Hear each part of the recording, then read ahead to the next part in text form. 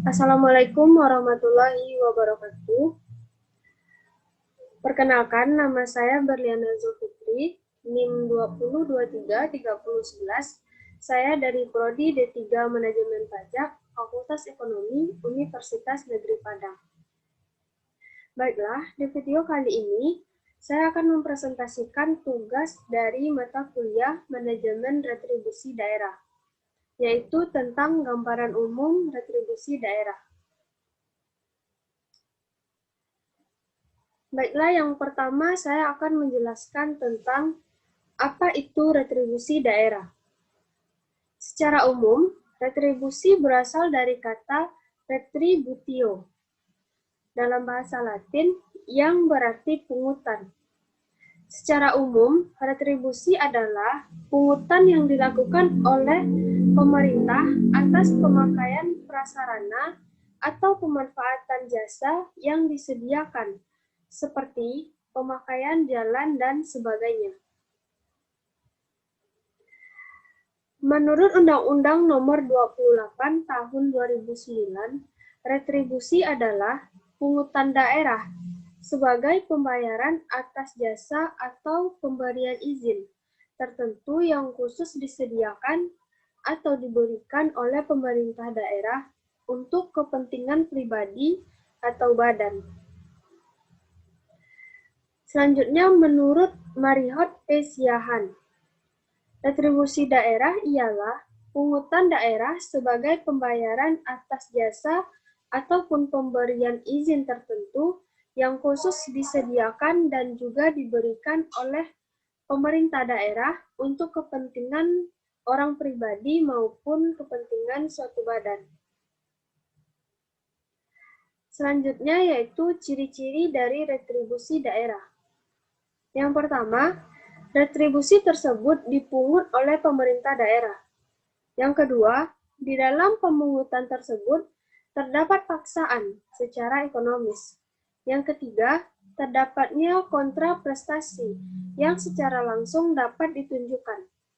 Yang keempat, retribusi tersebut dikenakan pada setiap orang atau suatu badan yang menggunakan atau mengenyam jasa-jasa yang disiapkan negara.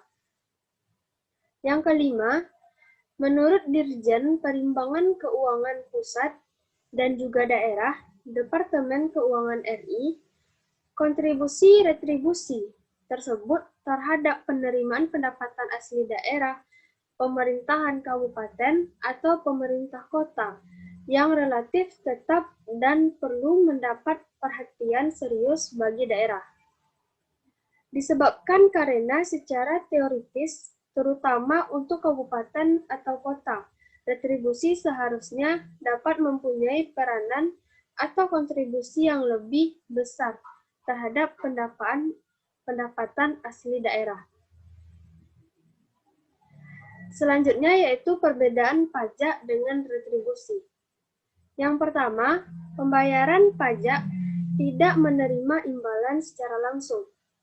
Sedangkan pembayar retribusi menerima imbalan atau manfaat secara langsung dari penerima retribusi. Yang kedua, objek pajak bukan merupakan objek dari retribusi. Yang ketiga, pada retribusi berlaku sistem official assessment, sedangkan pada pajak berlaku sistem self-assessment, official assessment, dan withholding. Selanjutnya, saya akan menjelaskan tentang jenis-jenis retribusi daerah. Yang pertama yaitu retribusi jasa umum, merupakan pelayanan yang disediakan atau diberikan pemerintah daerah untuk tujuan kepentingan dan kemanfaatan umum, serta dapat dinikmati oleh orang pribadi atau badan. Contohnya, yang pertama retribusi pelayanan kesehatan. Yang kedua, retribusi pelayanan persampahan dan kebersihan.